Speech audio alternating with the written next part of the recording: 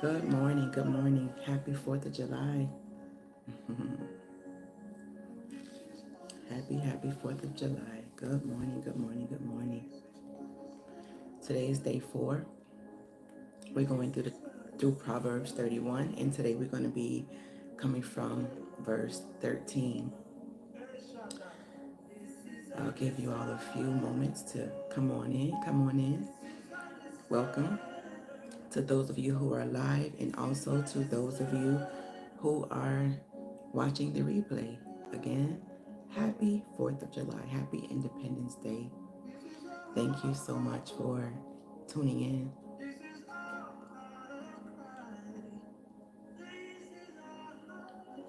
It's day 4. We're going through Proverbs chapter 31, learning about who this Proverbs 31 woman really is. Learning about who she is, what she looks like, what she sounds like, what she does, who she is. Taking a deep, deep dive. So thank you again for tuning in. And today we're going to be coming again from Proverbs 31. And before we get started, I want to just give a quick testimony. I know we're here to do Proverbs 31, but I feel like I can't let this opportunity pass without just giving God glory. Last night we had our, excuse me, we had our recital for our church, the summer camp, and we got out kind of late. It was about maybe 11 by the time we left, and my mom came up. My mom came up to the recital. So on her way back home, she was driving on the turnpike and she hit something. We still don't know what it is that she hit, and I had no idea that this happened until I was already home. I left after she left, but on my way home, I did text her to make sure that she made it in, but she didn't respond. But I said, you all don't know, we live right next door to each other. So when I came home, instead of coming my way to go to my house, I went the long way, kind of not long, but I went around just because I wanted to make sure that she had made it home. So I hit the corner and I saw her car in the driveway, and I said, okay, she made it home. And as I was just home getting myself, unpacked and getting ready for bed and stuff, she called and she's like, I had an accident. And I'm like, huh? I'm like, I just saw your car in the yard. I'm like, she's home safe. But she went on to tell me that while as she was as she was driving, she went around an 18-wheeler and she was just, driving, and then she heard a loud bang and something hit the car. The car swerved and she was able to get it back, but it shook her up. And she's like, I screamed, she's like, the sound hit me. I mean, the sound, it was so loud. The sound was so loud, and it frightened her. Like it frightened her so much. And she she's like, it just shook her up. But it was late. It was after 11, and she was like, she didn't want to get out the car. Turnpike people out there driving high rates of speed, and she didn't want to get out. So she said she just, she called my dad and talked to him all the way home. And when she got home and she looked at the front of the car, it's like, the front of it is, I don't know, it's some of it is hanging, it's messed up, but the car is not the issue. The issue is like, she's okay, Joshua. I thank you, but she's okay. That's why I'm talking about it. I'm giving God glory, because it could have gone another way. But she's okay. And that's why I'm talking about it, because I want to just tell God thank you, because she could have not been okay, but she's okay. She is. Thank you so much, Joshua. Yep, she's okay, and she's well. She was telling me what happened, and I just walked over to just check her car out, and I was just like, I was just giving God thanks and praise, because it's when we leave our houses every day, we really don't know.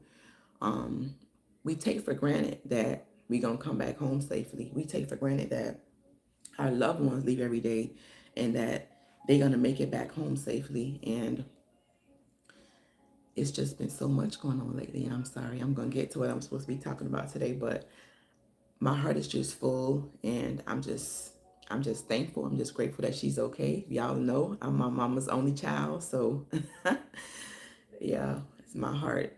So just thankful that she's okay. But we're gonna get to it.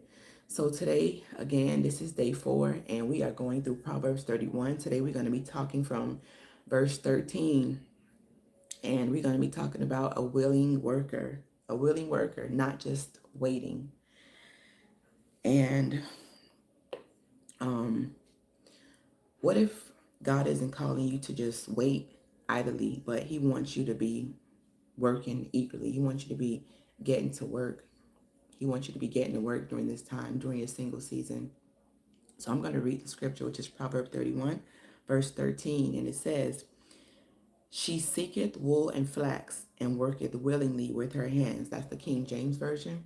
And the NIV, "She selects wool and flax and works with eager hands." She works with eager hands. So when I even think about hands, it takes me back to a story that when I was still teaching kindergarten, this story that we had, I think it's called maybe the handiest tools in the world or something like that. But it made me think about this particular story, because the story talked about things that we do with our hands, and then it would give an example of a tool. I think it was tool, the handiest tools in the world. But it talked about um, the tool that we use to do that thing. So it would give a task, and then it would give the tool that we might use to do that. So you can do it with your hands, is what it was saying, but then it showed you what you can actually use to do it. But when it got to the end of that story, the story was pretty much saying that the handiest tool in the world are our hands, right? God created us so special and in such a unique way, and he gave us so much ability and so much creativity on the inside that there are so many things that we are able to do with our hands, whether we realize it or not. But it made me think about when it spoke about the hands. So um, my notes are here. So if you see me looking down or just looking down a bit, just because I'm referencing my notes, because I like to think a little bit before I come on to talk to you all. I don't want to just come and just be going off the top of my head. I like to um, jot down some notes, some talking points. But so again, this Proverbs 31 woman, we're talking about verse 13. She is just not sitting around waiting to become productive. She chooses purpose, and she's choosing to become productive right now. It says she has eager hands. That means that she's approaching her responsibilities. She's approaching it with joy and with diligence, almost like she's happy to do it. It said eager. Eager is like excited. She's excited to be doing these tasks. And it also is showing us that as you are becoming that person, as you are becoming that Proverbs 31 woman, or if you guys who are watching, as you are becoming that husband before you find your wife, um, you being faithful right now. You being diligent right now. You are learning things right now.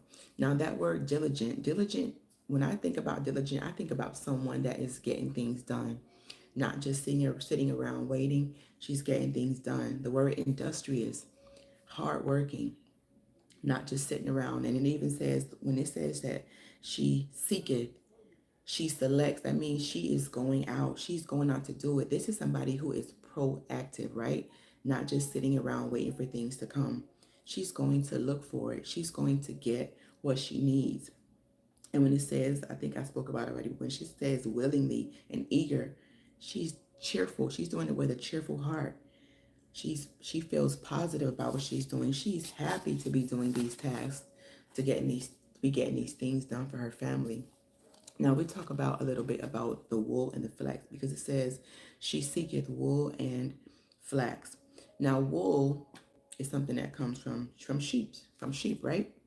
So it talked about her spinning and weaving. That means she is good with her hands. She knows how to do things with her hands.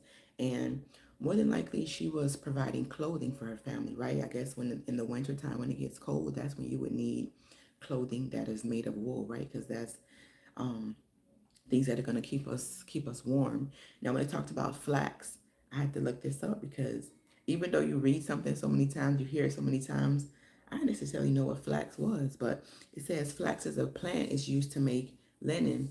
So it's used to make things like textiles, like bed, like things for your bed, like bed sheets, tablecloths, linens.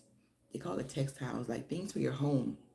So she was not only um, making clothing for her home, she was making things that were needed in her home as well, things for that her family and her household needs.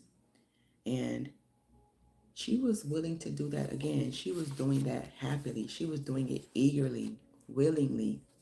She wasn't complaining about it. She was doing what she had to do. She was getting things done. Now, what does that mean for you in today? What does that mean for you? What are some things that you could be doing right now? And you, I mean me too. What are some things that we could be doing with our hands? So I thought about it a bit and I said it could look like sewing. Maybe you could learn how to sew. Now, the only memory I really have of learning to sew was in home economics, which was in middle school. And we learned to like do a little stitching and we made some little projects and things. But I thought about my mom because um, she used to sew. I can remember a time, maybe like around elementary, fifth, maybe sixth grade, maybe between fourth and sixth grade, where she made some dresses for me, and I have still have little memories in my head about this one dress in particular. I think I wore it to a banquet. We had a church banquet, and I wore one of the dresses that she made to a church banquet. But yeah, maybe you could learn to sew if that's something that you don't know how to do. I think right now maybe it's a fad. I don't know. Something people are. It's a popular thing right now, but a lot of people are learning to like do knitting and crocheting, and even the items that they are making are very popular. I see a lot of women wearing like hats and um, little articles of clothing that they are making from the knitting and crocheting. So that's maybe something you could learn to do. I also thought about gardening. Like over the past few years, I've been thinking about learning how to plant things, how to grow things. We started doing a little bit in our backyard, but matter of fact, my husband just brought in a pineapple a couple of days ago, a pineapple that actually grew in our backyard. But we've tried a couple of things. What has been successful is bananas, the pineapple. We had a few strawberries I can remember years ago. They were very small, but I think we had some strawberries, and we have mango trees, but that's not us. Those grow just because they were already here. That's God's work. It's all God's work, but um, gardening is a big interest to me right now. So when I have a lot more time on my hands, and I plan to um, get more into learning to garden and things like that. What about cooking? If you're not a person that likes to cook or knows a lot of recipes, maybe cooking is something you could look into learning more about. Um, I didn't cook much, y'all. My husband will tell y'all, tell you all that I was not cooking much before we got married. But and when we got married, total transparency, he was doing a lot of the cooking when we first got married. But um, I started, getting the hang of things, and I started learning more recipes, and it's trial and error. I was learning and figuring it out as I went. But he's always gracious and appreciative of whatever it is. So it's gotten much better now. So, but yeah, I knew how to cook some things, but not a lot. So I know how to cook a lot more things now. But he cooks too. We both cook. But that's something you might want to do. And I'm thinking about one of my sisters right now. Because I was thinking about things you do with your hands, right? And she does makeup and she also does hair. And I think she's even in school right now. And if she's watching, she knows what I'm talking about. Shout out to you. But that's something she's doing with her hands. And that's a beautiful thing, right? Because when you're doing makeup, you're doing hair, you are making women, you're beautifying them, the beauty that they already have, but you're enhancing their beauty, right? And it also gives them an extra sense of confidence and makes them smile and make them, you know how when you get your makeup done, you get your hair done, you have a different feeling about yourself, right? You walking around like not in an arrogant way, but just maybe you feel an extra layer of beautiful, right? When you get those things done. So um that's a blessing to other women. Now, um let's see. So those are some things that we could be doing right now, right? To be learning things to do with our hands, being diligent with our hands. Now let me get back to um, my little notes here. It says that she goes out to get these materials that she needs. So again, she's not sitting waiting, sitting idly. She's going out to get the things that she needs. Now I think about this as maybe like when I go out to the store and I bring back um, grocery or I bring back food and things for the home. My sons are like, when I get back, they like, what did mommy get? And so it even though they don't want to go to the store and they don't want to go, and my husband will say, oh, you want to eat the food, but you don't want to go to the store to get it. But when I come back with it, they're so eager and they're so excited, and it's like it just gives you like this feeling on the inside, this warm feeling, because I don't know, food does something, right? Food has a way of bringing people together, right? Everyone likes to gather around the table. Everyone gathers around um, food, right? We eat and we talk, and it does something not only for the physical body, but it does something for just bringing people. It has a way of just bringing people together. So it's not just the act of doing all these things; it's the heart. That's like the overarching, I think, factor here is her heart, the heart in which she does these things. She does it with excitement. She does it out of love. And she's happy to be doing these things for her family. She's happy to be providing these things for her family. And I want to ask you right now, what work is it, whether it's spiritual, whether it's emotional, whether it's practical, it could be an actual thing. What work has God placed in front of you? What is it that He wants you to be working on right now during this single season? What is it that He's giving you to be working on right now? Again, you don't need that ring. When we talked about it on, I think it was Tuesday, the first day of July.